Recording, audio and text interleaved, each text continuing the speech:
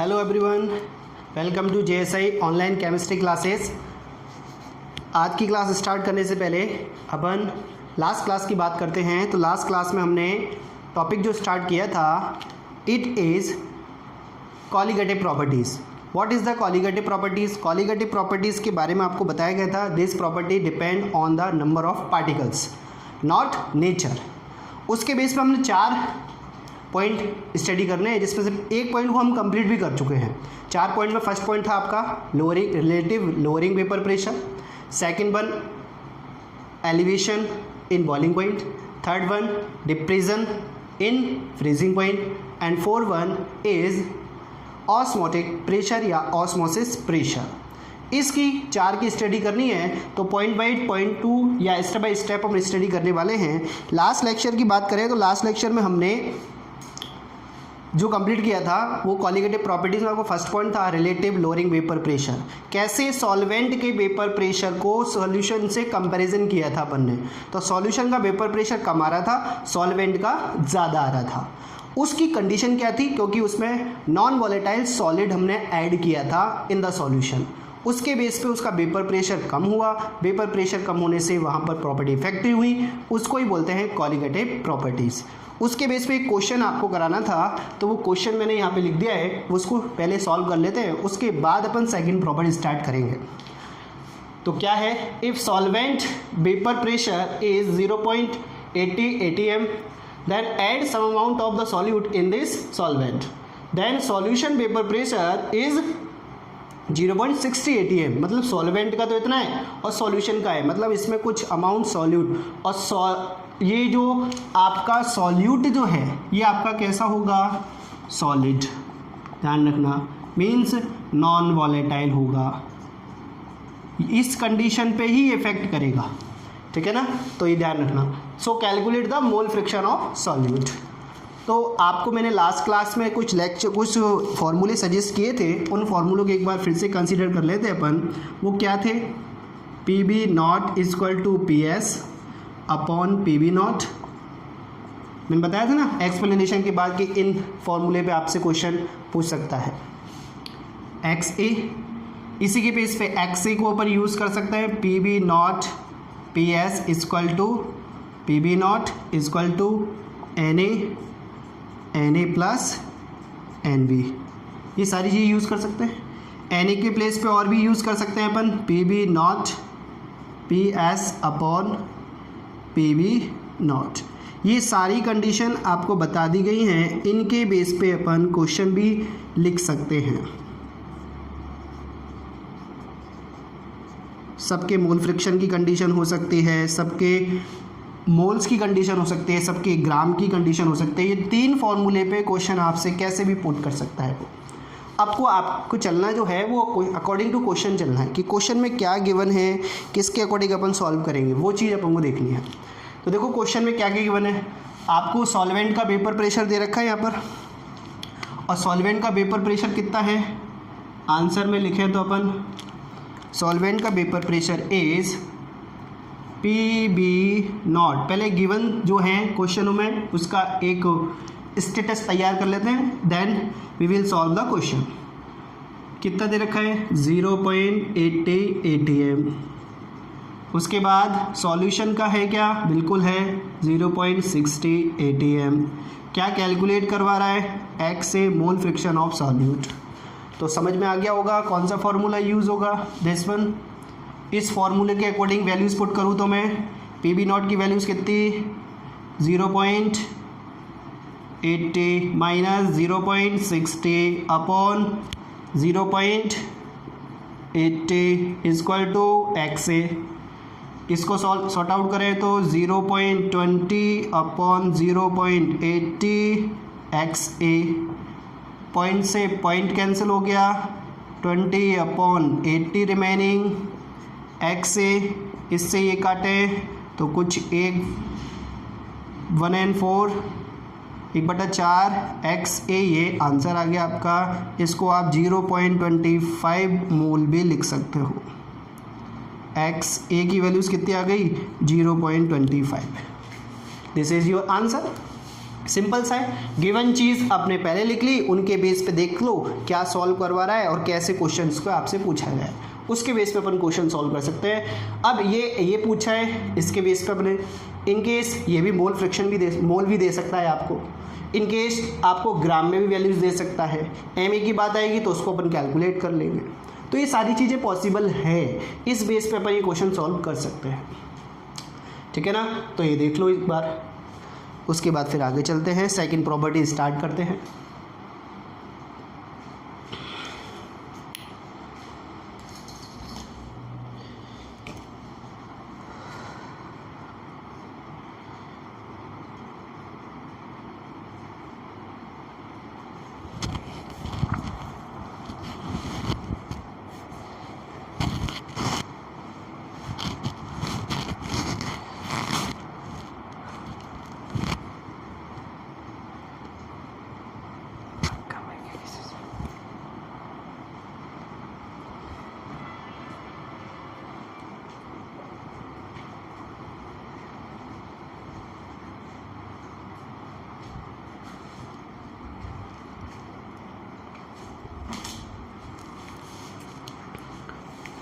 चलिए लिख लिया। अब देखते हैं second properties for colligative properties के लिए। सेकंड प्रॉपर्टीज़ कौन सी है? एलिवेशन इन बॉइलिंग पॉइंट, ठीक है ना। और क्वेश्चंस का जो वीडियो बनेगा वो आपके लिए क्वेश्चन चैप्टर के लास्ट में बनेगा, टॉपिक जब सॉल्यूशन कंप्लीट होने लगेगा उसके बेस पे अपन क्वेश्चन सॉल्व करेंगे, जो कि आपके लिए इम्पोर्टेंस और आपके लिए यूज़फुल भी रहेंगे। पढ़ाई करते रहें, घर पे रहें, स्वस्थ रहें, मस्त रहें और व्यस्त रहें, जिससे आपकी स्टडी कंटिन्यू बनी रहे। चलिए देखो, अब दूसरी प्रॉपर्टीज़ की बात करते हैं। तो second one is elevation in boiling point, elevation in boiling point. तो एलिवेशन को हिंदी में यदि मैं एक्सप्लेन करूँ तो एलिवेशन का मीन्स होता है इंक्रीमेंट होना, बढ़ना। अब बॉइलिंग पॉइंट है तो बॉइलिंग पॉइंट में मतलब किसी के क्वथनांक बढ़ेंगे। अब वो क्यों बढ़ेंगे, क्या रीज़न है, उसको अपन को देखना है। उससे पहले मैं आपको बॉइलिंग पॉइंट एक्सप्लेन कर देता हूँ। What is the boiling point?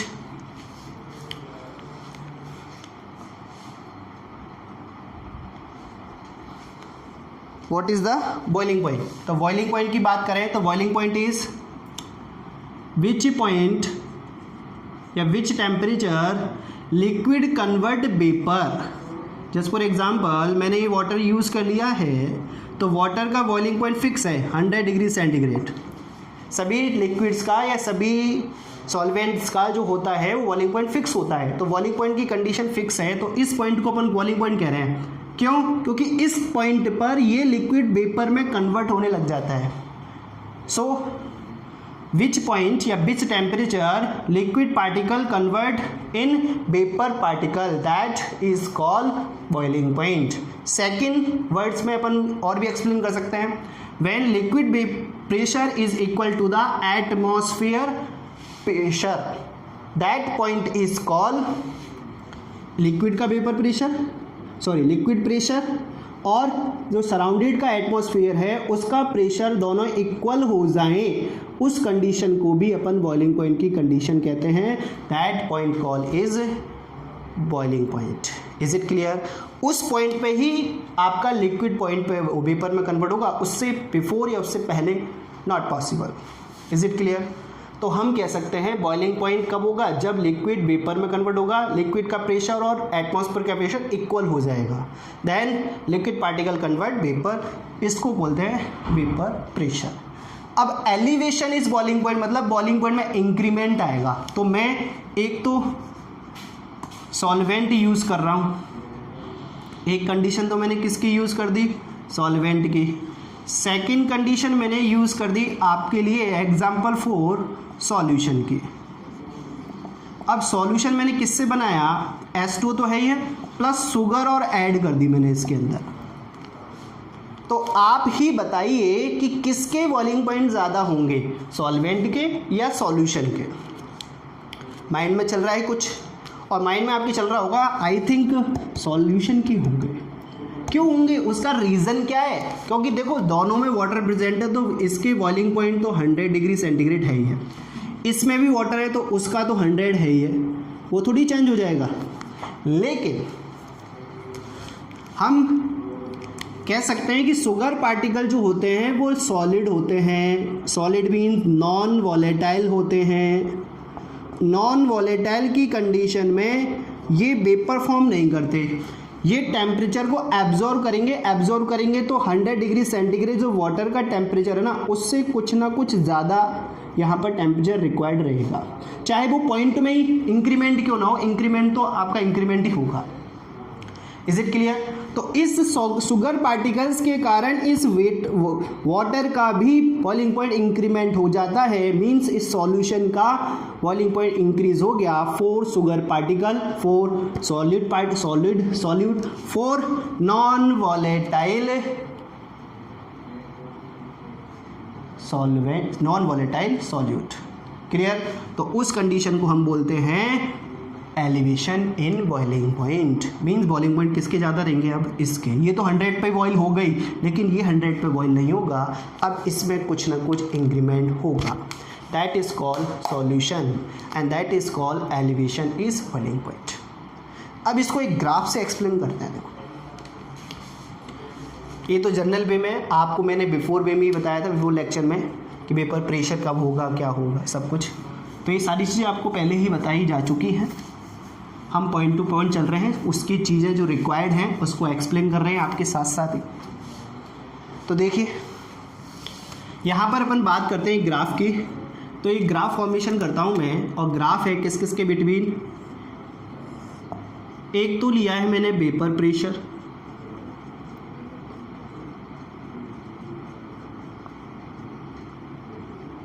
एक कंडीशन तो किसकी ले ली, वेपर प्रेशर की, और सेकंड कंडीशन टेम्परेचर की ले ली। ठीक है ना? वैल्यू भी रखना चाहो तो लिख सकते हो 2, 4, 6, जो भी आप एज्यूम करना चाहें, अपन ऐसे ही चलेंगे। अब देखो एक तो हमने सॉल्यूशन का ग्राफ बनाया और एक हमने बनाया सॉल्वेंट का। तो पहला जो ग्राफ है मैंने सॉल्वेंट को ही लिया और उसको मैंने बॉईल किया। तो बॉईल करने पर यहाँ पर जा कर के मैंने एज्यूम कर लिया कि इस पॉइंट पे जा कर के हमको इसका बॉइलिंग पॉइंट आ गया, मतलब इस पॉइंट पर इसका बॉइलिंग पॉइंट नोटिस हो गया। इस पॉइंट पर इसका प्रेशर एटमॉस्फेयर के प्रेशर से इक्वल हो गया। क्या हो गया? एटमॉस्फेयर से इक्वल हो गया इस पॉइंट पे जाके। ठीक है ना? ये सॉल्वेंट की कंडीशन है और ये सॉल्यूशन की कंडीशन है। अभी रिटर्न कर दूंगा मैं। तो यहाँ पर ए बी इसको नेम दे दिया, सी डी इसको नेम दे दिया। ठीक है ना? अब मेरे को क्या किया, इस पॉइंट पे जाकर इसका वेपर प्रेशर, वेपर जो मतलब इसका प्रेशर जो है वो एटमॉस्फेयर के प्रेशर के इक्वल होगा, तो बॉयल होने लग गया। मैंने इसका कंपैरिजन किया सॉल्यूशन से, तो सॉल्यूशन की कंडीशन को इस कंडीशन के बराबर लाने के लिए मेरे को टेम्परेचर देना होगा। तो मैंने टेम्परेचर स्टार्ट किया, धीरे धीरे धीरे स्टार्ट किया। तो इस कंडीशन में देखा कि इस टेम्परेचर पर जा कर के ये इंक्रीमेंट, ये यहाँ पर बॉइलिंग पॉइंट आता है इसका। Is it clear? ये तो किसका बॉइलिंग पॉइंट है, टी बी नॉट। किसका है ये? सॉल्यूशन, सॉल्वेंट का लिख देता हूँ, सॉल्वेंट का। अब इन दोनों को इक्वल करने के लिए इस पॉइंट की रिक्वायरमेंट रही, तो यहाँ पर आया आपका टी बी, मतलब सॉल्यूशन का। तो ये हो गया आपका 4 सॉल्यूशन, एक सॉल्वेंट के लिए एक सॉल्यूशन के लिए। अब इसको यहाँ पर इक्वल करने के लिए वेपर प्रेशर, जो प्रेशर इक्वल आया है, इसमें आपने इतना इंक्रीमेंट किया है।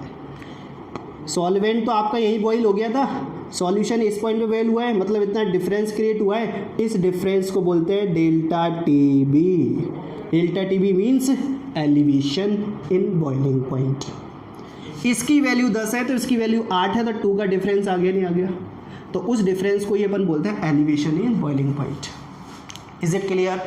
इसको मैं ऐसे रिटर्न कर सकता हूँ, delta T B is equal to T B minus T B naught. Return कर सकते नहीं कर सकते? जिसकी वैल्यू ज़्यादा है उसमें से कम वैल्यूज़ को डिक्रीज़ कर दो, कम सब्ट्रैक्ट कर दो, और जो भी डिफरेंस क्रिएट होगा वो डिफरेंस आपके सामने आ जाएगा। ठीक है ना? तो ये सॉल्वेंट के लिए है, ये सॉल्यूशन के लिए है। आप चाहें जैसे अमाउंट फिक्स करना चाहें किसी सॉल्यूशन के लिए, मींस इसमें मैंने 5 ग्राम ऐड किया, एक में 8 ग्राम ऐड करके, एक में 10 ग्राम, और भी ग्राफ प्लॉट कर सकते हो। तो जैसे जैसे अमाउंट ऑफ सॉल्यूट बढ़ेगा उस कंडीशन में वहाँ पर elevation of in boiling point भी होगा, मतलब इंक्रीमेंट बढ़ता चला जाएगा, क्योंकि सॉलिड पार्टिकल जितने ज़्यादा होंगे उनको टेम्परेचर उतना ही रिक्वायर्ड रहेगा। क्लियर? तो ये ध्यान रखना आपको, ये ग्राफ है इसका। अभी इसका एक्सप्लेनेशन करते हैं, तो देखो इसको एक बार।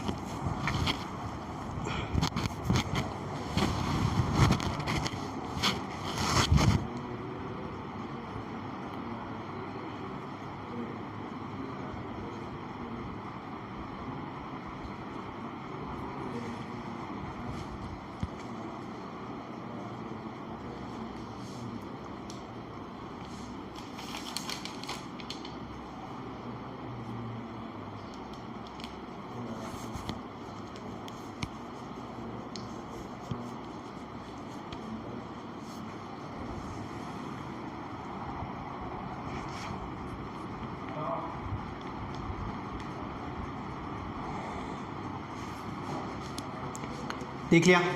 अब देखो बात करते हैं कि इस टेम्परेचर मतलब इस सॉल्यूशन के अमाउंट क्यों इंक्रीज हुआ है, या इस सॉल्यूशन में बात करें तो इस सॉल्यूशन में इतना टेम्परेचर इंक्रीमेंट क्यों आया है, जो डिफरेंस आया वो क्यों आया। उसका रीज़न है solid solute, non volatile solid, non volatile component responsible है। उसका अमाउंट जितना ज़्यादा होगा उतना elevation we can see in this solution. Is it clear? तो उस कंडीशन में हम कह सकते हैं कि यहाँ पर डेल्टा टी बी जो है आपका, delta T B directly proportional to X A. Delta T B directly proportional किसके हो गया आपके, एक्स ए के, mole fraction of solid solute. इसको सॉर्ट आउट करते हैं अपन, तो delta T B is equal to K X से फॉर्मेशन होगा, ये आपका कोई कांस्टेंट आ गया। एक्स ए के प्लेस पे मोल फ्रिक्शन की वैल्यूज पुट कर सकता हूँ, number of mole A component and total mole of mixture, N B use कर सकते हैं। क्या फॉर्मेशन होगा, delta T B is equal to K A, ये वैल्यूज़ यहाँ पुट करता हूँ तो N A upon N A plus N B. In N A plus N B के प्लेस पे भी वैल्यूज यूज़ कर सकता हूँ मैं। और इस कंडीशन में मैं पे यहाँ पर कंडीशन अप्लाइड कर रहा हूँ, वो क्या है, कोई डाइल्यूट सॉल्यूशन है। तो डाइल्यूट सॉल्यूशन की कंडीशन में N A is less than N B, मतलब नंबर ऑफ ए कंपोनेंट के बहुत कम अमाउंट है टोटल मिक्सचर के कंपेरिंग। तो उस कंडीशन में delta T B is equal to K N A upon N B only. Is it clear?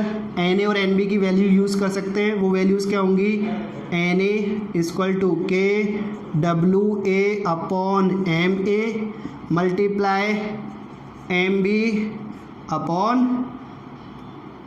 W B. ये वैल्यूज़ यहाँ पे रख दी, ये वैल्यूज़ यहाँ यूज़ कर ली भाई। तो ये लास्ट आपका एक इक्वेशन आ गया। इसको भी आगे लेके चले तो देखो ज़रा, मैं यहाँ पर मोलैलिटी की कंडीशन रिटर्न कर सकता हूँ, पॉसिबल है। Number of mole dissolve 1 kilogram of solvent that is called molality. तो देखना delta T B is equal to K M B, और यूज़ कर सकता हूँ स्मॉल एम, एक ये भी यूज़ कर सकता हूँ। मीन्स स्मॉल एम किसके प्लेस पे आया है, W A M A multiply W V, इसके प्लेस पे आया है।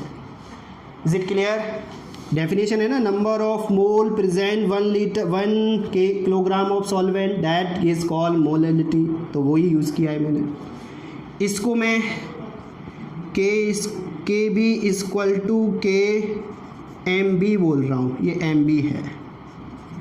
तो लास्ट फाइनल इक्वेशन क्या आ गई, delta T B equal to K B multiply small M, एक इक्वेशन ये आ गई। इसको अपन delta T B directly proportional to small M भी लिख सकते हैं। K B is molal elevation constant, is it clear? Molal elevation constant है आपका के वी। तो डेल्टा टी में जो भी डिफरेंस है, जो भी इंक्रीमेंट आएगा वो नंबर ऑफ मोल्स होगा, वो भी किसके, सॉलिड सॉल्यूट के। डेल्टा टी में जो भी इंक्रीमेंट आएगा वो प्रोपोर्शनल टू, डायरेक्ट प्रोपोर्शनल किसके होगा, मोल फ्रिक्शन ऑफ एक्स से। तो ऐसे रिप्रेजेंट कर लो, ऐसे रिप्रेजेंट कर लो, सेम है, कोई डिफरेंस नहीं है। यहाँ मोल की कंडीशन यूज़ कर दी, यहाँ पर आपने मोलैलिटी की कंडीशन और यहाँ मोल फ्रिक्शन की कंडीशन यूज़ कर दी, ठीक है ना। एक बात और, इसका कभी कभी यूनिट पूछ लेता है आपसे, तो यहाँ पे मैं यूनिट भी रिप्रेजेंट कर देता हूँ। के बी की यूनिट देखो, यूनिट क्या होगी, क्योंकि K B unit is kelvin kilogram mole inverse, ये यूनिट रहेगी किसकी, आपकी के बी की, molal boiling point constant. B is represented boiling point, molal elevation constant, इसको एप्लियो कांस्टेंट भी बोल सकते हैं। क्या बोल सकते हैं इसे अपन, एल्विलियो स्कोपिक कांस्टेंट भी बोल सकते हैं। एल्वियो स्कोपिक कांस्टेंट इज अदर वर्ड, ठीक है। तो ये एक इसका पूरा एक्सप्लेनेशन है, एलिवेशन इन बॉइलिंग पॉइंट किस टाइप से अपने एलिवेट किया है सॉल्यूशन में, और ये केवल रेस्पॉन्सिबल कौन है इसके लिए, इसके लिए रेस्पॉन्सिबल है आपके मोल फ्रिक्शन ऑफ सॉलिड पार्टिकल्स, या मोलैलिटी ऑफ सॉलिड, या moles of solute. Is it clear? तो देख लें एक बार, फिर इसके बेस पे आपको मैं एक क्वेश्चन देता हूँ जो आपको सॉल्व करना है। कुछ नहीं किया मैंने, सिर्फ इसको एक्सप्लेन किया है। यहाँ पर आपको यदि कोई प्रॉब्लम्स आ रही हो तो T B is solvent boiling point, T B is equal to solution boiling point, ये रिप्रेजेंट कर सकते हो। डेल्टा टी बी आप जानते हो, delta T B is elevation in boiling point, जो भी डिफरेंस आएगा दैट इज कॉल्ड एलिवेशन। और वो डायरेक्ट प्रोपोर्शनल, कितना डिफरेंस आएगा वो डिपेंड किस पे करता है, एक्स से पर। इसकी अमाउंट जितना ज़्यादा होगा ना उतना इसमें डिफरेंस क्रिएट होता चला जाएगा या इसमें इंक्रीमेंट होता चला जाएगा, ठीक है ना।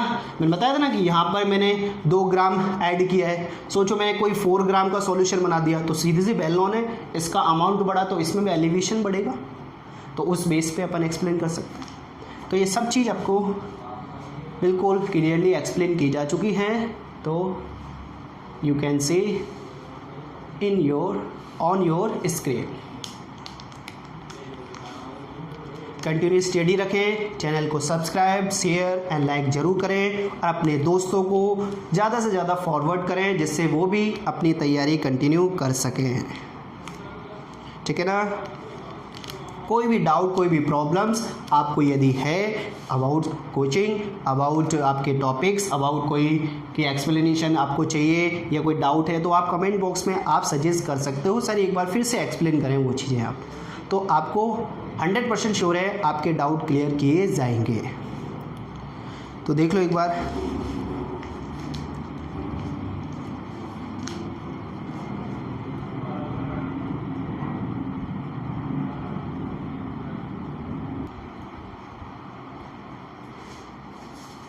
देखिए एलिवेशन इज बॉइलिंग पॉइंट में, एलिवेशन बॉइलिंग पॉइंट में स्टडी करें तो मैंने यहाँ पे एक क्वेश्चन रिटर्न किया है तो उसको अपन सॉल्व करते हैं। तो क्या या कैसे ये क्वेश्चन सॉल्व होता है उस बेस पे अपन यहाँ पर देखते हैं क्या क्या वैल्यूज़ गिवन हैं और कैसे इस क्वेश्चन को अपन सिंपल वे में सॉल्व कर सकते हैं, वो देखते हैं अपन। देखिए आंसर की बात करें तो पहले क्वेश्चन में क्या है, if 1.70 gram sugar add 1.17 gram sugar add in 25 gram of water, then elevation in boiling point is 0.017 degrees centigrade. So calculate the kb values. मतलब मोलल कॉन्स्टेंट्स की, मोलल एलिवेशन कॉन्स्टेंट्स की वैल्यू कैलकुलेट करवा रहा है आपसे। KVs की value simple and sweet में calculate करवा रहा है, तो फॉर्मूला आपको लर्न होना चाहिए। फॉर्मूला यदि आपको याद है तो उस बेस पे अपन ये क्वेश्चन सॉल्व कर सकते हैं। तो कैलकुलेशन में तो क्या करना है, केवी को वैल्यूज़ कौन कौन सी गिवन है, ये क्या है 1.7 ग्राम, ठीक है ना। तो ये आपका वाटर हो गया, मतलब ये आपका सॉल्यूट है, ये आपका सॉल्वेंट है। केवी वैल्यूज़ कैलकुलेट करवा रखा है, डेल्टा टीवी दे रखा है आपको, तो कोई प्रॉब्लम नहीं है। पहले तो फॉर्मूला लिखते हैं, delta T B equal to K B, small M भी लिख सकते हो, और आप चाहें तो W A multiply 1000 upon M A, and क्या यूज़ कर सकते हो, आपकी वैल्यूज़ क्या हो जाएगी यहाँ पर डब्ल्यू वी।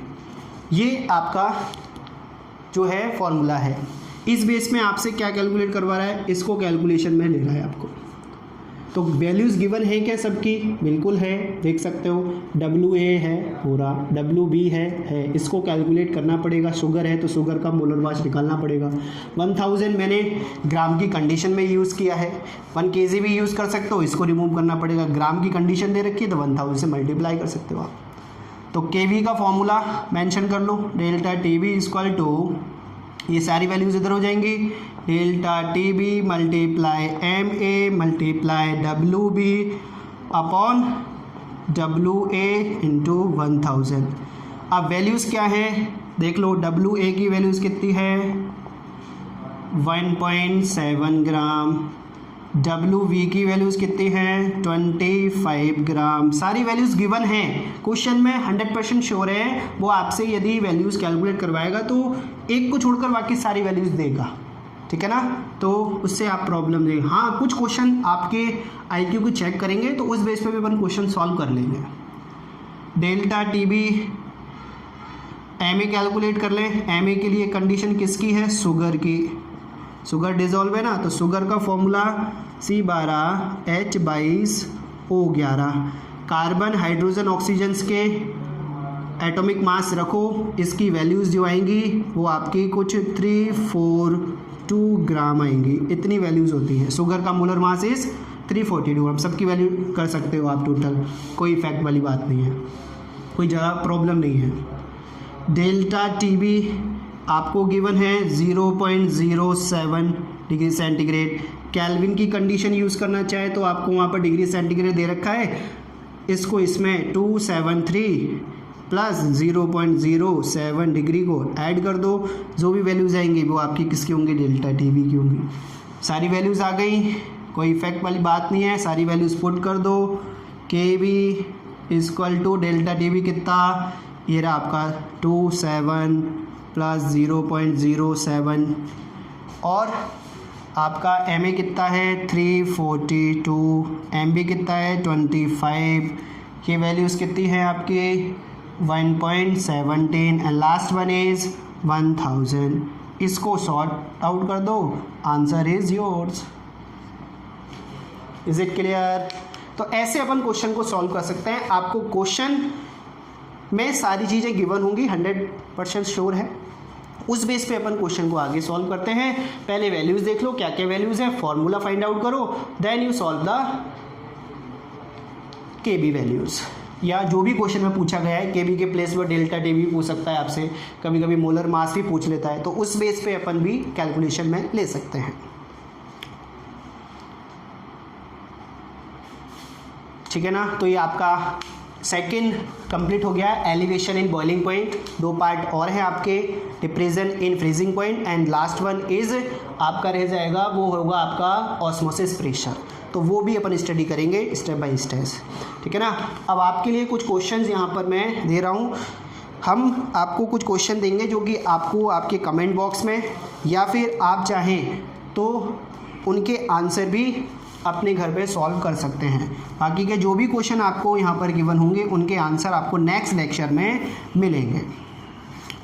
आप जब भी इस लेक्चर को देखें उसके पहले आप इसके जो भी आपको क्वेश्चन दिया जाएगा उसको सॉल्व करें। सॉल्व करने के बाद उनके आंसर आप सिंपल एंड श्यूट वे में आप कमेंट बॉक्स में दीजिए, जिससे हमको लगे कि आपकी स्टडी कंटिन्यू चल रही है। तो आपके क्वेश्चंस हैं effect temperature on the molarity, ठीक है ना। टेम्परेचर का जो इफेक्ट है ना वो अपन को स्टडी करना है। Temperature effect on the molarity and molality,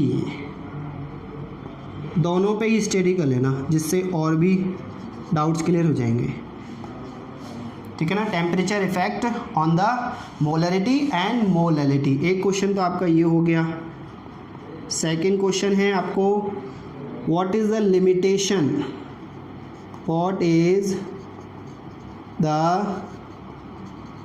limitations for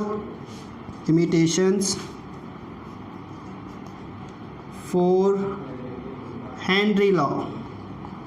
Henry's law के लिए आपको लिमिटेशन सजेस्ट करनी है कि कौन सी लिमिटेशंस है, ठीक है ना। तो ये लिमिटेशंस बेस पे आपको बताना है और ये सिंपल स्यूड इफेक्ट आपको बताना है कि कैसे मोलरिटी और मोलैलिटी इफेक्ट होती है बाय द टेम्परेचर। आप सॉल्व करें, आपके आंसर आप दीजिए और हम भी आपको इनके आंसर बताएंगे कि क्या इनके राइट आंसर होंगे, जिससे आप उनको मैच कर सको, मैच करके आप उनको आपके साथ ले जा सकें, मीन्स उसको अपनी नोटबुक में राइट डाउन कर सकें। So thank you very much. I hope you all are well at your home.